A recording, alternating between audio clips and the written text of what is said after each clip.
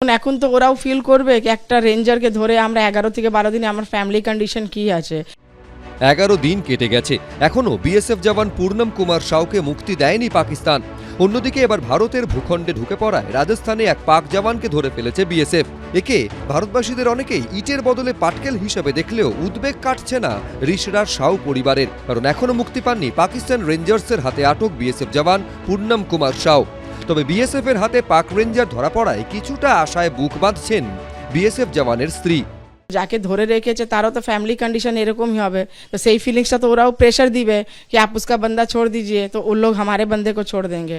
तो may be अब कुछ रिजल्ट लग रहा है सामने आने का चांस है कि अब शायद कुछ हो। এবার ভারত সরকার যে আছে মোদি নরেন্দ্র মোদি, অমিতাভ সাহা, রাজনাথ রক্ষা মন্ত্রী, এরপরে কি করা যাবে না করা যাবে সেটা ওই বুঝবে।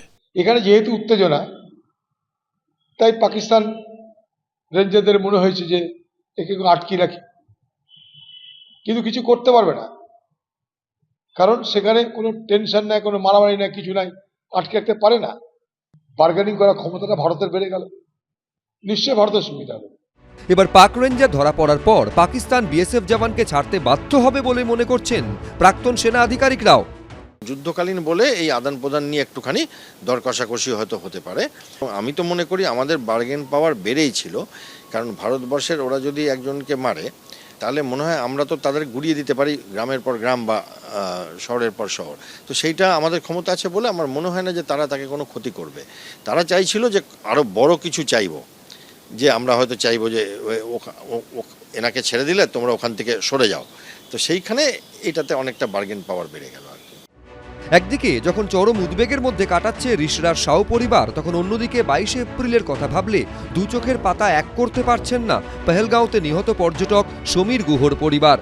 চোখের সামনে মর্মান্তিক ব্যাপার, কেউ আবার ঘুরতে গিয়ে নিজের দেশে এরকম হবে কেউ ভাবতে পারে না। অনেক বড় লস। এই লস আমার মেয়ের বাবাকেও কেউ ফিরিয়ে দিতে পারবে না, আমার হাজবেন্ডকেও কেউ ফিরিয়ে দিতে পারবে না। বেহালার শখের বাজারের বাসিন্দা বছর 56 সমীর গুহ কেন্দ্রীয় সরকারি কর্মী ছিলেন। স্ত্রী ও মেয়েকে নিয়ে গেছিলেন কাশ্মীর ঘুরতে। 22 এপ্রিল তাদের সামনেই গুলিতে ঝাঁঝরা করে দেওয়া হয় তাকে। প্রথমে বললো হিন্দু আর মুসলিম আলাগ হয়ে যাও, তারপরে বললো কালমা পড়ো কালমা পড়ো। তো কালমা তো আমরা তো হিন্দু, যারা ওরা মুসলিম যারা তারা কালমা পড়ছিল, আর হিন্দুরা তো আর কেউ পড়তে পারে না।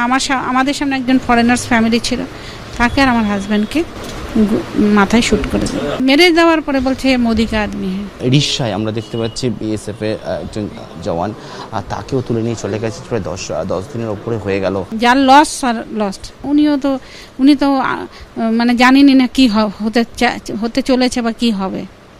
তো এটা তো গভর্নমেন্টের স্টেপ নেওয়া উচিত এই ব্যাপারে। পাকিস্তানে আটক বিএসএফ জওয়ানের স্ত্রী জানিয়েছেন, বাহিনীর তরফে জানানো হয়েছে পাক রেঞ্জার্সের হাতে আটক হওয়ার পর 1.5 দিন চালু ছিল তার ওয়াকিটকি। তবে কি আটক জওয়ানের ওয়াকিটকি ব্যবহার করে বিএসএফ এর গতিবিধি জানার চেষ্টা করছিল পাক রেঞ্জার্স? অর্ণব মুখোপাধ্যায়, পার্থপ্রতিম ঘোষ, রাজীব চৌধুরী, এবিপি আনন্দ।